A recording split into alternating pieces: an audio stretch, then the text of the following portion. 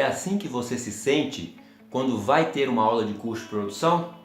Eu sou o professor Domingos e, embora eu não vá resolver o seu problema financeiro, eu vou te mostrar que custo de produção não é um bicho de sete cabeças e que é perfeitamente possível você orientar o produtor rural a respeito de como elaborar esse custo de produção em sua fazenda. Vamos começar adotando a metodologia do custo operacional, pelo fato dela ser mais fácil e mais prática de aplicar nas fazendas. Nós vamos adotar 4 conceitos iniciais, começando pelo conceito 1, que é o conceito do COE, ou custo operacional efetivo. O que é o custo operacional efetivo? Basicamente, diz respeito a todas as despesas de custeio. Mas o que é custeio?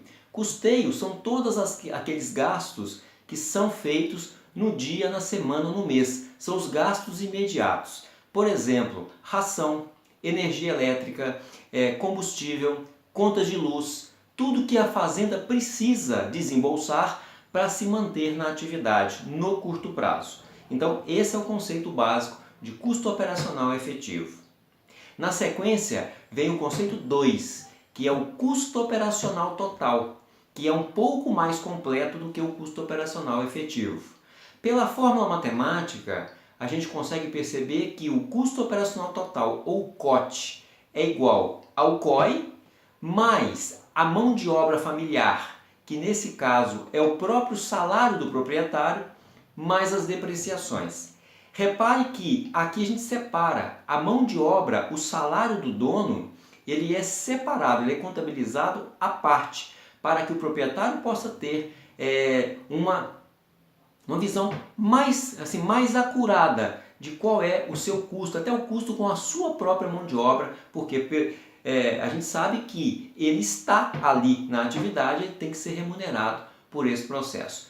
E o que seriam as depreciações? Depreciação, por definição, é a perda de valor de um bem ou pelo uso ou pelo fato de ele se tornar obsoleto. Ou seja, gente, praticamente tudo na propriedade deprecia, a não ser aquelas mercadorias ou aqueles produtos que ganham valor com o tempo. Um exemplo de uma mercadoria que não se deprecia são as bezerras e as novilhas, porque com o passar do tempo elas ganham valor, elas se valorizam. Mas esse não é o caso, por exemplo, das instalações, das benfeitorias, das vacas mais velhas, de toda a estrutura da fazenda. Então, o sentido da depreciação é mostrar para o produtor que é preciso contabilizar esse valor para que ao final de um determinado período, que é considerado a vida útil desse bem ou dessa mercadoria, o próprio negócio seja capaz de adquirir, trocar por um novo sem descapitalizar. Mais à frente a gente entra em um pouco mais de detalhe para ver o que é depreciação. E na sequência a gente tem o conceito 3, que seria o custo total. O que é o custo total? Esse é um custo mais completo, que seria a somatória do custo operacional total, o COT, acrescido ou mais os juros sobre o capital empatado. O que seria esse capital empatado? Seria o valor que o proprietário imobilizou, investiu na fazenda. Pensa no seguinte, se ao invés dele produzir leite, ele resolvesse aplicar esse dinheiro numa aplicação financeira tradicional, como por exemplo a poupança ou o próprio tesouro direto, ele teria uma remuneração pelo fato de estar aplicando esse valor. Então, a atividade ela tem que ser capaz de pagar esses juros que ele ganharia se, ao invés de ele aplicar na atividade, ele estivesse aplicando nessa outra modalidade de aplicação financeira. Então, existem duas formas de a gente calcular os juros sobre o capital empatado, também chamado de custo de oportunidade.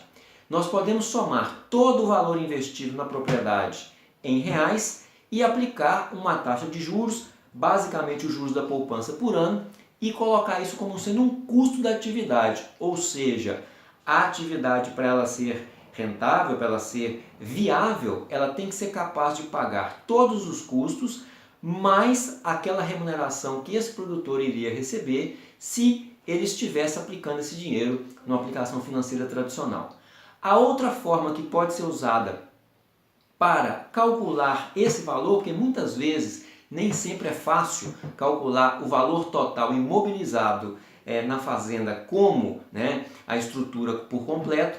Uma estratégia que pode ser usada e adotada por alguns autores é você considerar como sendo uma remuneração juros sobre capital empatado um valor referente a 20% do que é calculado sobre o COI. Então, dessa forma, esse custo total envolve as despesas imediatas, que seria o COI, envolve o salário do proprietário, que está dentro do custo operacional total, envolve a depreciação e também a remuneração que esse produtor teria se, ao invés de aplicar esse dinheiro na fazenda, ele tivesse aplicado esse valor numa aplicação financeira tradicional. Então, como ele resolveu, ao invés de aplicar esse dinheiro numa aplicação tradicional, ele resolveu investir na produção, essa renda que ele obtém na produção deve ser capaz de cobrir todos os custos, mais aquele valor que ele ganharia se ele tivesse aplicado esse dinheiro nessa aplicação financeira tradicional. E para finalizar, nós podemos falar basicamente sobre o quarto item, que é o lucro.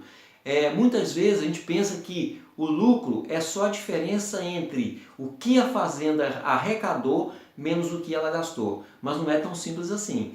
Dentro do custo deve ser levantado todos esses itens que a gente acabou de falar. Então, o lucro total, o lucro líquido, seria a diferença entre o faturamento ou renda bruta, que é tudo aquilo que a fazenda arrecadou, menos o custo total, que envolve todos esses itens que a gente acabou de falar. Ok? Eu espero que dessa forma eu consiga ter esclarecido para vocês esses 4 conceitos básicos iniciais para que a gente possa começar a pensar em interpretar o custo de produção de uma fazenda de gado e leite. Valeu? Ok? Valeu, pessoal. Até a próxima.